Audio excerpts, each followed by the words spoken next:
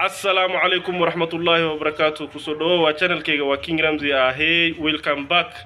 Fadlan haddaa ku cusub tahay subscribe ii saar, muuqaalka si meel dheer ii gaaro, iina share garee, like ii taabo. Muuqaalkeena si toos ah u gudaha galeyna.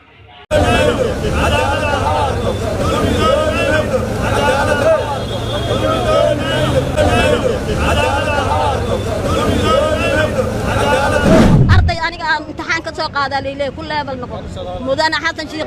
ارنتاس معقول ميا فارح عبد القادر تاس معقول ميا ardayda hadda leedahay macallimiinaan ka dhigaya ana soo aasay ana imtixaan ka soo qaaday aniga illa hadlaaya lacagta iga maqan wasaaradda waxbarashada $1000 kor u dhaafto markaan xisaabiyo yaan saakay u raacanaya yaa ii haayo isiinaya cidaan u qabsadayna ma jirto cid iga garawdana ma leh sidaas oo tahay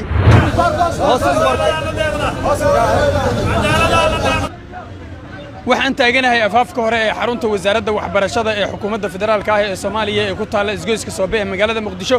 waxa halkan isugu soo baxay qaar ka mid ah macallimiinta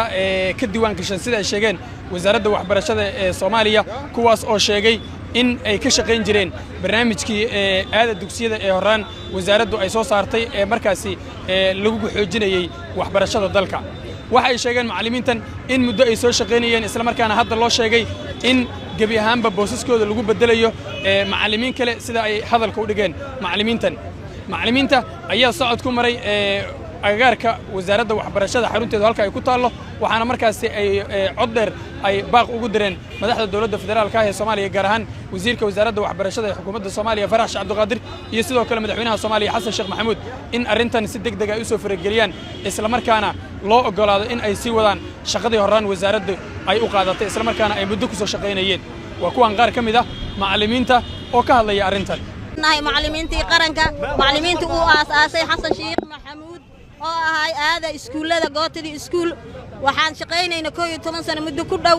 macallinkeenina aasaasay imtixaanka heerta cad naga qaaday wasaaradda waxbarashada wuxuu ahaa Xasan Sheekh macallimiinta Xasan Sheekh $100 uu siin jiraan nahay haddana maxay ahayd wasaaradda waxbarashada la wareegaysan la dhahay waana la wareeg World Bank aan lagu ilaabay World Bank waxay tiri waxa iga dhamaaday mashruuciya iga dhamaaday RCRF aan ahay mashruucina wuu iga dhamaaday amba imtixaanka gala amba duurkiina gala idinka idin taala ayaana la dhahay mudane Xasan Sheekh ma naqabato sababtoo macallin jiraana macallin adiga ma aragtay dalka u soo halgamayana iyadoo imtixaan wadanka ka dhaceen imtixaan qaadayana shahaadada dugsiga sare dadka soo dhaliyana inay wasaaradda waxbarasho yeelato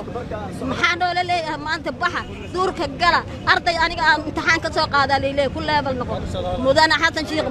arintaas macquul miya Farax Cabdi Qaadir taas macquul miya ardayda hadda leedahay macallimiinaan ka dhigaya ana soo aasay ana imtixaan ka soo qaaday ana wasaaradda waxbarasho u soo muujiyay ana soo ilaaliyay ma idhihi kartid imtixaanaad galay ma idhihi kartid aniga xaqayga waa u taaganahay macallinimada hadda waqtiga dagaalada inta dambe 11 sano waa laakiin dawladda Maxamed Siyaad Barre macallimiinta shaqeynayay markay dhici rabtaan ahay aniga 87 macallimiinta ka soo baxay College Nova Soomaali ee ahay macallimiintii super BB-da aan ahay haddana jaamacadda ummadda ka soo baxay ma dhici karto xaqaygana lagu seexan maayo macallin qaran aan ahay haddana process-aad marisay waxaad i geysay CID waxaad i tiri xildhibaan ku matala xildhibaankii aan keenay waxaa la ogaaday macallin saafi oo dib qabin inaan ahay haddana markii inaad bax i tiraaho may qabataa anoo ee dhikaar qaranka haysto oo warshada shaqaalaha ka tirsan inaa idhaahdo ka bax meeshan ka dhikaarkayga oo taagan yahay aan haysto oo san dhicin miyay qabataa ani dhikaarkayga saacadan oo gacanta ku haysto dhikaarkayga oo gacanta ku haysto oo shaqaalaha u shaqeeya ee mushaarkayga ku qoran yahay wasaaradda maaliyad jaamacada ay geysay wasaaradda waxbarashada tareerna ay soo marsiisay imtixaanan galay waa ku soo baasay waxay geysay maxay ahayd teacher training waa kana ee dhikaarkayga wasaaradda shaqada iyo shaqaalaha 25 bisha July u dhacaya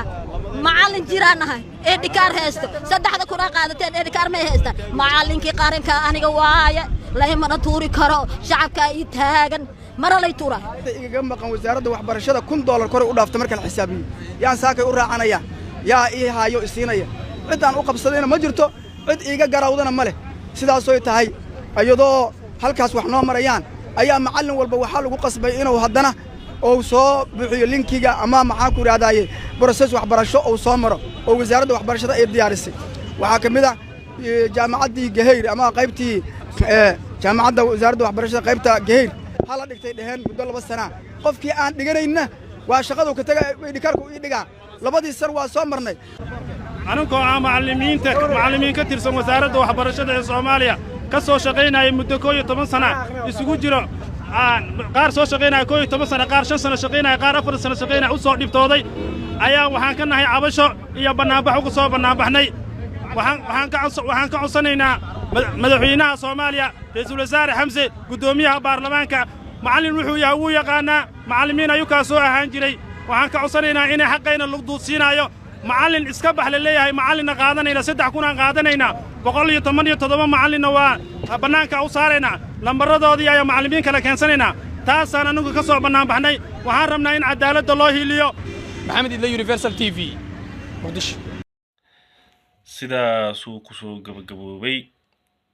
muuqaalkeena maanta insha Allah haddaa ku cusub tahay channelkayga fadlan subscribe-ka hayga iloobin si muuqaalkaana meel dheer u gaaro like-tana hayga iloobin insha Allah muuqaal kale iyo aragti dambe nabadgelyo